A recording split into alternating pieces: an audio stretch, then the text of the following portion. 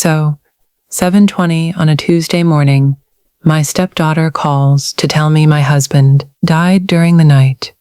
Then she tells me he left everything to her. My husband is sitting 3 feet away from me, calmly cutting a piece of toast.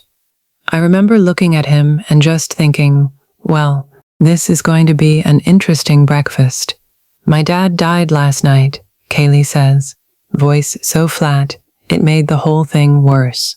Walter stops moving, not dramatically. He just holds the knife over his plate and looks at me. I put one finger to my lips. Kaylee keeps going. He left everything to me. The house, the money, everything. You get nothing. Before I can even respond, I hear her husband Derek in the background. Little laugh. Finally, you're out. That's the exact moment something inside me went very, very still. I hit speaker, set the phone on the table. Kaylee starts talking about coming over that afternoon to secure Dad's property. Says I should probably start packing. No reason to make things harder than they need to be. Across from me, Walter slowly puts down his fork. Silence. A long one. Then he leans toward the phone. Before you clean out my house, sweetheart, could I finish my breakfast? I hear Derek mutter something like, what the hell? Then the call just ends. Walter's staring at my phone. For maybe 5 seconds, neither of us says a word. Coffee maker clicks behind me. Somewhere outside, a neighbor starts up a lawnmower, which honestly felt insane how normal that sounded. Finally, he says, she sounded disappointed, and that hurt him more than the money did. I could see it right there on his face. Walter was 68 at the time. Retirement hadn't exactly been kind to him. Sold his commercial plumbing business 3 years earlier, after almost 4 decades of climbing ladders, crawling under sinks, coming home with bruises he couldn't even explain. Once he stopped working, the weight came on fast, almost 30 pounds. Knee replacement that still complained every time the weather shifted. Heart had started acting up. One of his meds made him dizzy if he stood too fast. Some mornings, the man who used to haul water heaters up basement stairs needed me to help him with his compression socks. He'd joke about it, mostly. 2 nights before that call, Walter had chest pain while we were watching the local news. I drove him to the hospital in Carmel. They kept him overnight because his heartbeat was irregular. He came home Monday afternoon, tired, annoyed, thoroughly convinced the hospital oatmeal had been designed as some kind of punishment. Should have ended there. But later we found out our neighbor Gary had left Kaylee a voicemail after seeing the ambulance. Your dad had another scare, he said. Denise took him back in. Didn't sound good. So Kaylee calls the hospital that night. Wasn't listed as his medical rep, so nobody tells her much. By morning, Walter's already discharged. She calls his old room, gets told he's not there anymore. What she does not do is call me and ask, is Dad okay? She goes straight to Dad is dead, and then straight to the inheritance. That part really bothered me. Walter pushes his plate away. How does she even know what my will says? And I already had an answer I didn't want to give him. 3 weeks earlier, I'd walked into his home office and found Kaylee crouched by the lower filing drawer.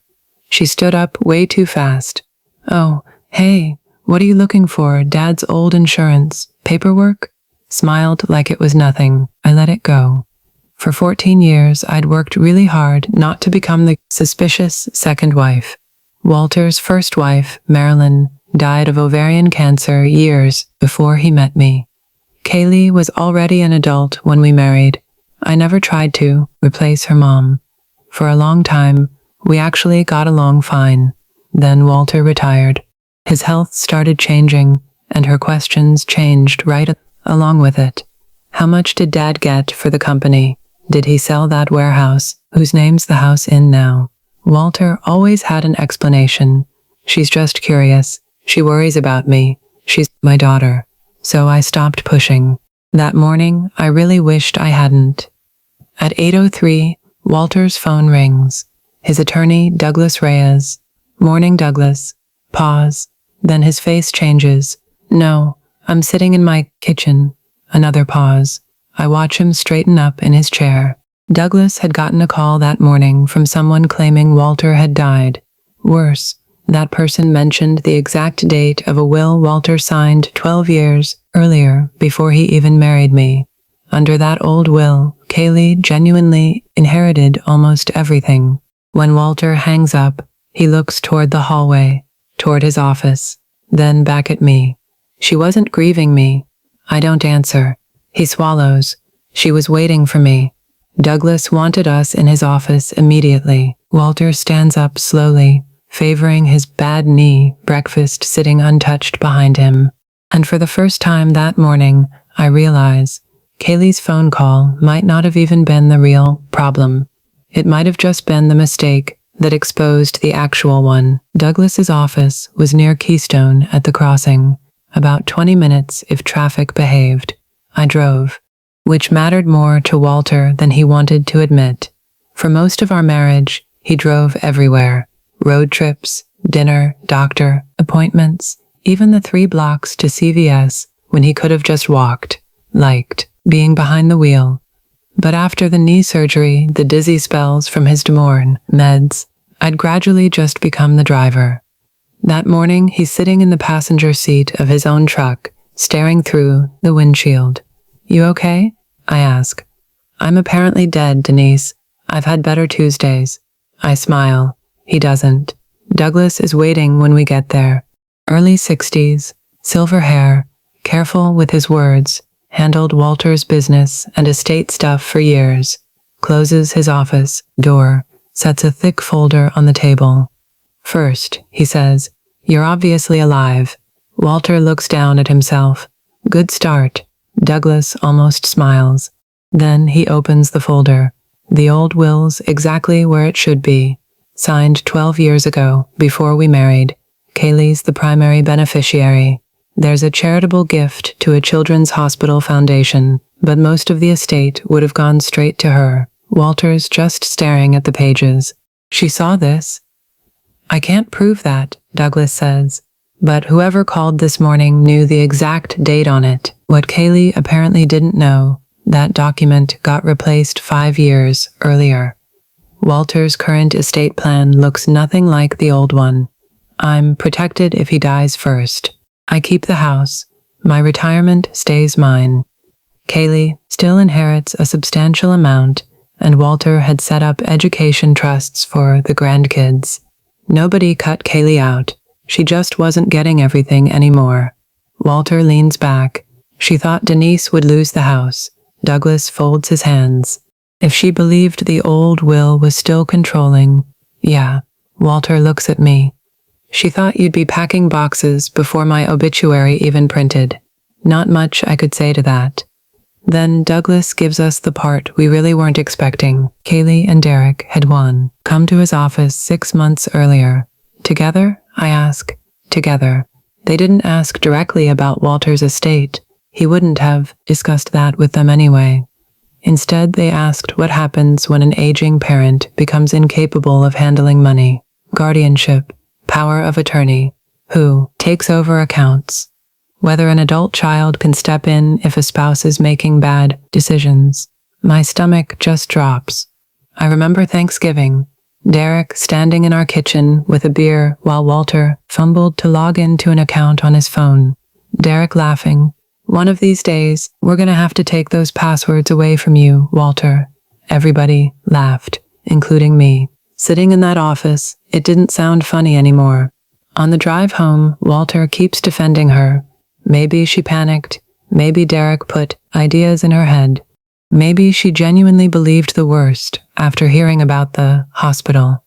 I pull into a diner because neither of us had really eaten. We sit by the window with soup and coffee. Walter, I said, believing you died doesn't explain why she already knew exactly what she planned to do with the house. He stirs his soup, doesn't eat it. I immediately regret saying it that sharp. This was his daughter. I could be furious with her and still get that he remembered a completely different Kaylee, the little girl he ran behind on her bicycle, the teenager whose softball games he never missed, the young woman he sat beside when her mother died. After a while, he says, maybe I should call her.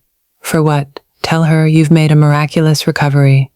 I laugh before I can stop myself. He finally smiles too. That's Walter. Even on a terrible day, he'd usually find one dry little corner of it that was funny. Didn't last long though. Kaylee and Derek show up around 4.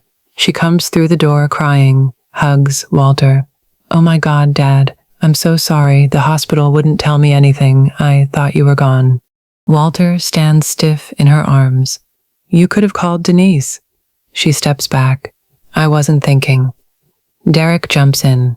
We were scared. I almost ask which part scared him enough to laugh about kicking me out. Kept my mouth shut instead. Then the conversation shifts. Slow at first. Derek mentions Walter's driving. Kaylee brings up a duplicate electric bill Walter had paid months earlier. Then his medication. Then some appointment he forgot. Finally, Kaylee says, Dad, we're worried about you. Walter's expression hardens. About me? Or my money? Don't do that.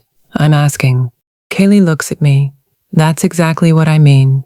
Ever since Denise started handling everything, I handle things because your father had knee surgery, I said. You control who talks to him. I actually laugh. I'm standing right here, Kaylee. So is he. She ignores me. We spoke to an attorney. Walter goes quiet. About what?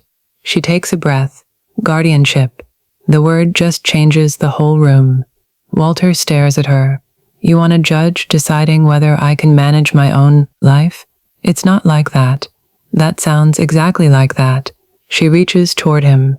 Dad, I already lost Mom. I'm not going to stand around while somebody else controls everything you built. There it was. 14 years of resentment compressed into one sentence. This wasn't only about money. Some part of Kaylee still saw me as the woman who'd stepped into a space that used to belong to her mother. Maybe fear of losing. Walter had just turned into fear of losing what he owned. Honestly, I couldn't tell anymore. They leave 20 minutes later. Next morning, someone knocks on our door. A process server. Walter reads the first page twice before sitting down at the table. She'd filed. He rubs both hands over his face. She really wants a court to say I can't take care of myself. I sit beside him. Yesterday, Kaylee tried to inherit from a dead man. Now she was trying to take control of a living one. And this time she had paperwork. Patricia Hayes didn't waste time trying to make us feel better. Honestly, that's one of the reasons I liked her right away. Elder law attorney, early 50s, reading glasses on a thin chain, this calm voice that just made you listen. She reads Kaylee's petition while we sit across from her, closes the folder. Don't dismiss this because it sounds insulting, she says. We take it seriously. We answer it carefully. We document everything. Walter shifts in his chair. I'm not incompetent. I didn't say you were. My daughter did. Patricia nods. And now we show the court why she's wrong. Problem was, Kaylee hadn't filled her petition with obvious lies. That would have been easier to fight. She used actual facts. The hospitalization for the irregular heartbeat, the knee surgery, medications changing a few times, a missed cardiology appointment the previous winter. There was also this little accident at CVS. Walter backed his truck into a shopping cart corral. Nobody hurt. Truck got a scratch. We'd laughed about it at the time. Kaylee called it evidence of declining judgment, then the duplicate electric bill, paid it online, forgot. Paid it again 2 days later. At 40, that's just a mistake. At 68, apparently it belongs in a court filing. Over the next couple weeks, Patricia has us gather medical records, account statements, anything documenting how Walter actually lived day to day. Worst part for him was the cognitive evaluation. I sit nearby while a doctor asks him questions that would have felt almost insulting under any other circumstance. What day is it? Where are we? Remember these words. Do this subtraction. Explain how you pay your household bills. Walter answers carefully. Does well. When we walk back to the parking lot, I expect him to feel relieved. Instead, he just stands there with his hand on the truck door, staring at the pavement. What? I ask. He shakes his head. When I was 45, forgetting somebody's name meant I was tired. He pauses. At 68, somebody writes it down on a clipboard. That's when I really understood what Kaylee had taken from him. Wasn't the money. Not yet. She'd made him self-conscious about being old. Every stiff step, every forgotten password, every time he asked me to drive, suddenly something he wondered if other people were noticing too. And I wasn't spared either. Kaylee's filing suggested I'd isolated Walter, influenced him into rewriting his estate plan. One Thursday at the grocery store, I saw Marilyn's sister near the produce section. She spotted me, then suddenly got very interested in a different aisle. Few days later, a woman from church asks me, real quiet, "How's Walter doing, mentally?" I go home furious. Walter's in his recliner watching a football replay. I want to tell him what happened. I don't. He's already got enough weighing on him. Then Patricia finds the money. Ironic, honestly, since Kaylee had claimed Walter's finances were getting disorganized. Patricia goes through several years of account activity. First, questionable transfers start around his knee surgery. Back then, he could barely get downstairs. Pain meds, physical therapy, depending on everybody more than he liked. He'd given Kaylee temporary access to help with bills. I remembered that. Seemed completely reasonable at the time. Patricia spreads pages across her desk. There's roughly $205,000 here that concerns me. Walter blinks. Some of it's straightforward. Transfers, payments, money that eventually landed in accounts connected to Derek's contracting business. About $192,000 could be traced with reasonable confidence. Another $13,000 or so had moved through withdrawals and activity that was much harder to pin down cleanly. I point at that part. So what happens to that? Patricia looks at me. We may never prove exactly where every dollar went, but knowing and proving aren't always the same thing. I hated that sentence. Walter barely speaks. 4 years earlier, he'd openly loaned Kaylee and Derek $93,500 when Derek's company was struggling. That loan wasn't a secret. Walter had even joked he was becoming the family bank, but this was different. I never gave them another $100,000, he says. Patricia taps one document. Then we need to talk about this. Turns it toward him. There's Walter's signature at the bottom. I look at him. He looks at me. Is that yours? Patricia asks. Walter picks up the paper. His face changes. Yes. No hesitation. No accusation of forgery. That's my signature. Turns out the document was signed shortly after his knee surgery. Gave Kaylee limited authority to handle certain financial matters while he recovered. He reads it again, a third time. What if I told her she could help Derek? He asks. My stomach tightens. Did you? He looks at me. I don't know. That answer scared him. I could see it right away. A forged signature would have been simple. Someone else becomes the villain. Walter's just the victim. But this signature was real. That night, he barely eats dinner.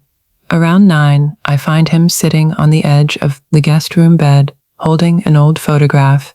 Kaylee, at maybe 9 years old, missing a front tooth, sitting on Walter's shoulders at the state fair. She used to think I could fix anything, he says. I sit beside him. After a while, maybe she remembers something I don't. I want to tell him absolutely not. I can't. I wasn't there for every conversation between them. And for the first time since this whole mess started, I actually wonder if we might be wrong about part of it. Next evening, Patricia calls. I answer in the kitchen. Denise, I finished reviewing that authorization. My hand tightens around the phone. Kaylee did have authority. I close my eyes. Then, but not for what she did, Patricia asks us to come in the next morning. She's got the authorization laid out on the table, yellow tabs along the edges. The signature's real, she says. Kaylee did have permission to act for you during your recovery. Walter nods. We established that. But permission has boundaries. She slides the document toward him. Kaylee had been authorized to pay Walter's medical bills, handle household expenses, move money between his own accounts, take care of certain transactions for his benefit while he recovered. Patricia taps one paragraph. What I don't see is permission to finance Derek's company. Walter leans in.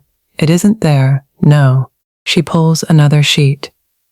Also, don't see permission to pay their personal credit card, contribute toward improvements on their house, or make cash withdrawals unrelated to your own expenses.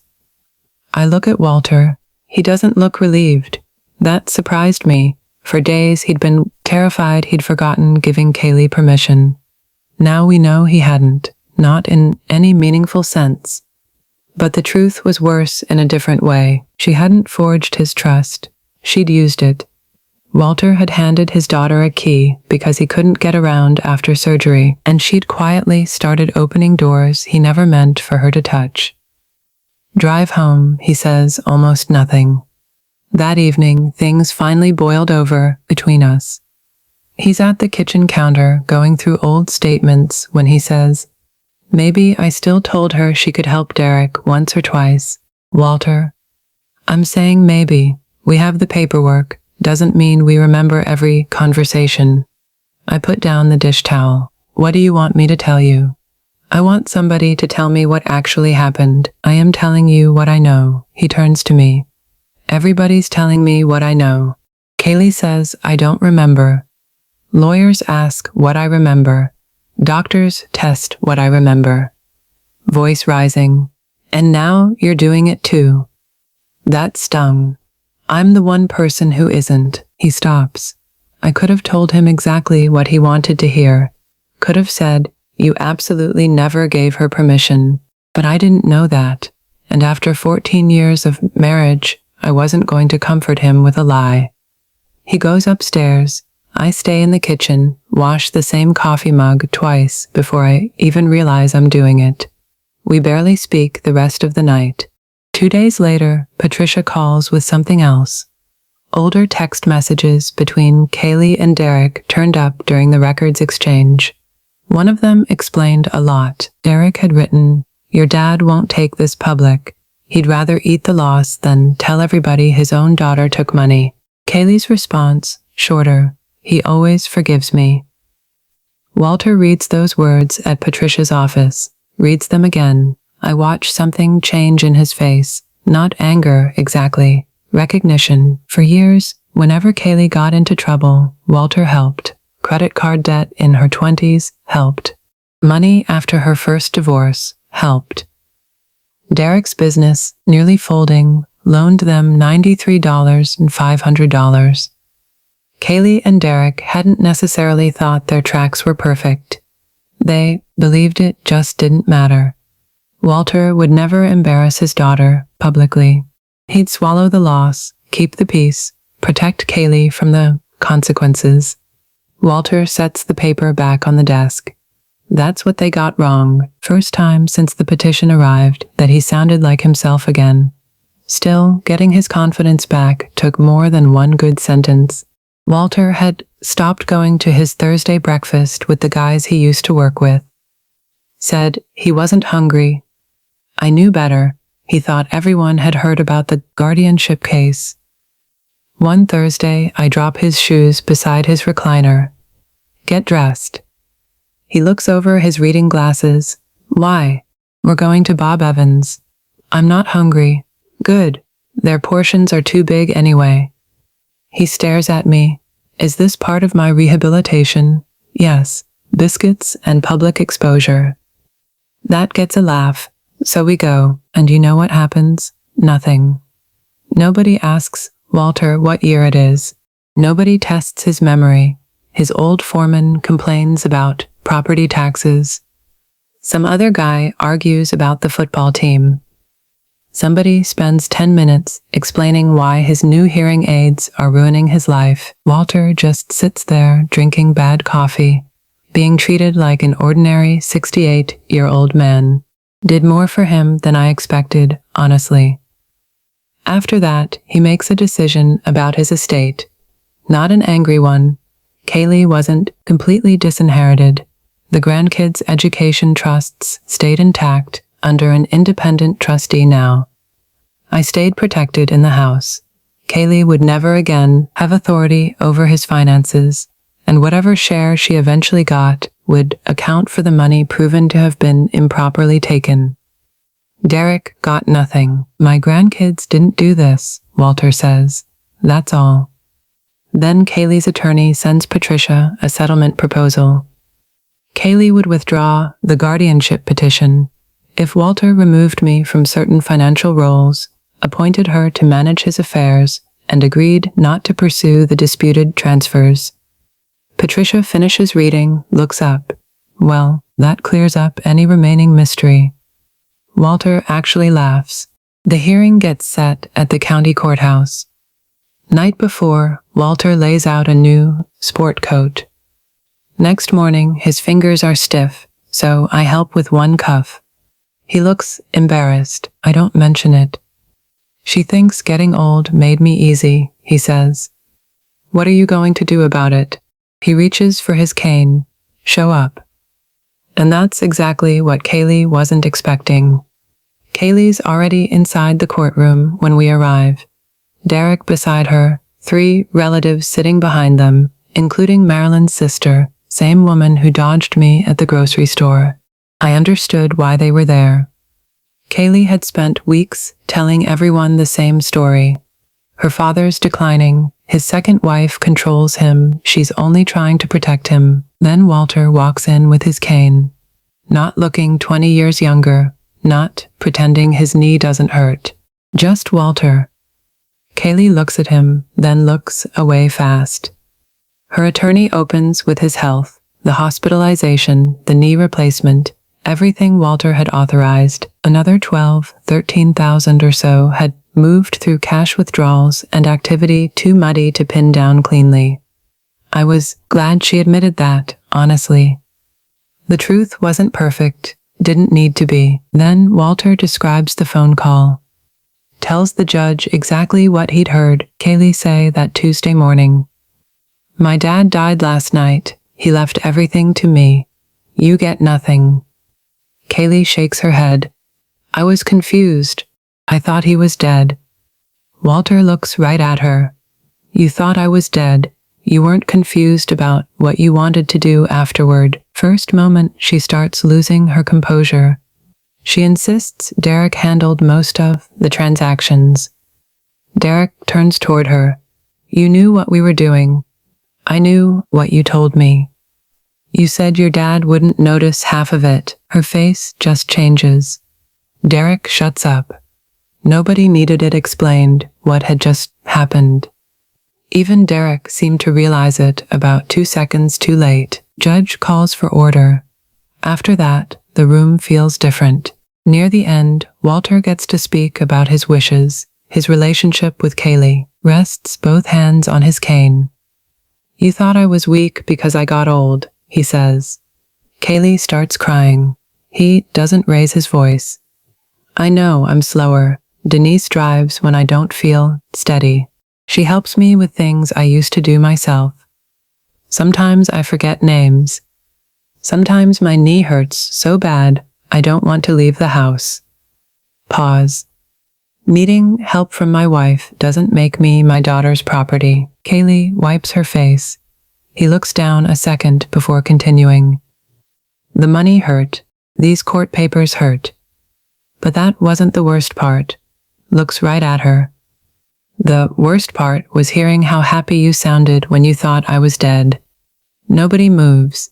I'd been angry with Kaylee for weeks. In that moment, I wasn't. I just felt terribly sad for Walter.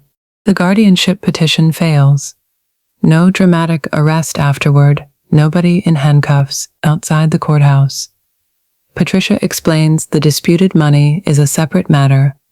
The guardianship case is over, she tells us. The money isn't. That was good enough. Outside, Kaylee catches up to me. Walter and Patricia a few steps ahead. You turned him against me, she says. I look at her. There were 100 cruel things I could have said. Didn't need any of them. Kaylee, your father was sitting beside me when you celebrated his death. I didn't have to turn him against anybody. She opens her mouth, closes it again. Walter comes through the doors behind us, leaning a little heavier on his cane than he had that morning. I go to him. You okay? He exhales, tired, glances back at the building. For a dead man, I think I did pretty well. I laugh. So does he. And after weeks of doctors, lawyers, accusations, people deciding what Walter could or couldn't do, we walk to our truck at exactly his pace. Nobody hurries him. Winning in court didn't fix our family, though. Think that surprised Walter. For months, Kaylee barely spoke to him. No Sunday calls, no random pictures of the grandkids. Thanksgiving, she sends a 2-line text instead of coming over. Walter pretends it doesn't bother him. I know better. One night, I find him at the kitchen table after midnight, turning his phone over in his hands. Maybe I should have just let the money go, he says. And the guardianship. He doesn't answer. That wasn't about money, Walter. I know. You can forgive somebody without handing them the keys again. He nods, slowly though. That was the hard part. Nobody tells you about boundaries. Sometimes doing the right thing doesn't feel good. Sometimes it just hurts, differently. The financial dispute took months to settle. Never recovered every dollar. Patricia's office could document roughly $192,000 well enough to actually pursue, but some of the cash withdrawals stayed too murky. In the end, Kaylee agreed to repay a substantial portion over time instead of keep fighting. Walter accepted it. Derek's contracting company didn't survive the following year. Not because Walter destroyed it. That distinction mattered to me.